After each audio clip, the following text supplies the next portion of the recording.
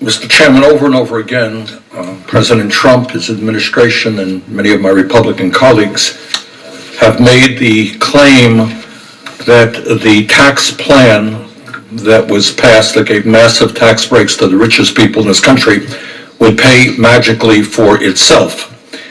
On September 28th, Secretary Mnuchin, Treasury Secretary, said, quote, "Not only will this tax plan pay for itself, but it will pay down debt," end quote. On October 22nd, President Trump said this about his tax plan, quote, "If we pick up 1 point on GDP, that's 2.5 trillion. It more than pays for everything," end of quote. On December 4th, Senate Majority Leader McConnell said, quote, "I not only don't think the tax bill will increase the deficit, I think it will be beyond revenue neutral. In other words, I think it will produce more than enough to fill that gap," end of quote.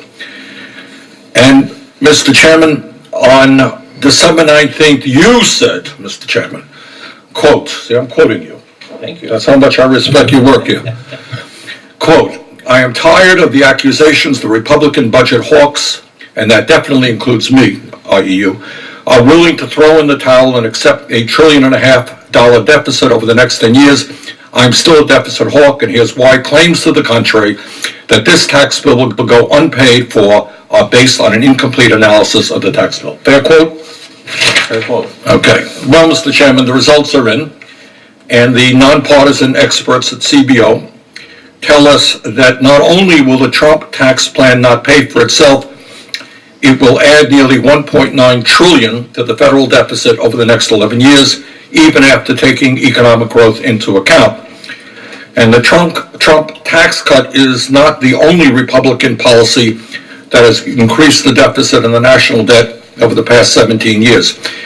There are wars, there are massive increases in military spending that have added to the problems. So here we are, and this is a point, Mr. Chairman, that I want to make. When we talk about the government, we got to talk about the American people, not just the government. We got to talk about a declining middle class. We got to talk about 40 million people living in poverty. We have to talk about the massive level of income and wealth inequality that exists in America. You just talked about, if I may say, really about the necessity, in your view, about cutting Social Security and Medicare. And I think that that is a very, very wrong idea.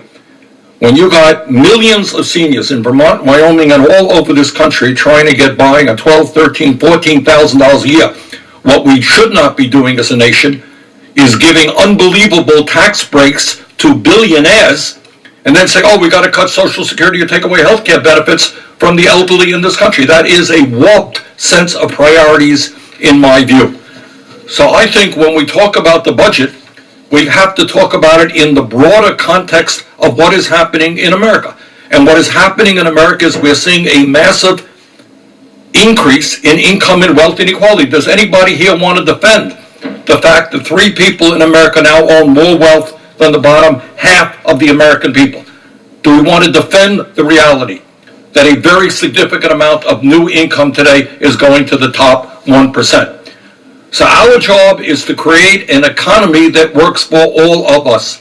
And you don't do that, as the president proposed, by a $1 trillion cut in Medicaid, $500 billion cut in Medicare. You don't do that by cutting Social Security.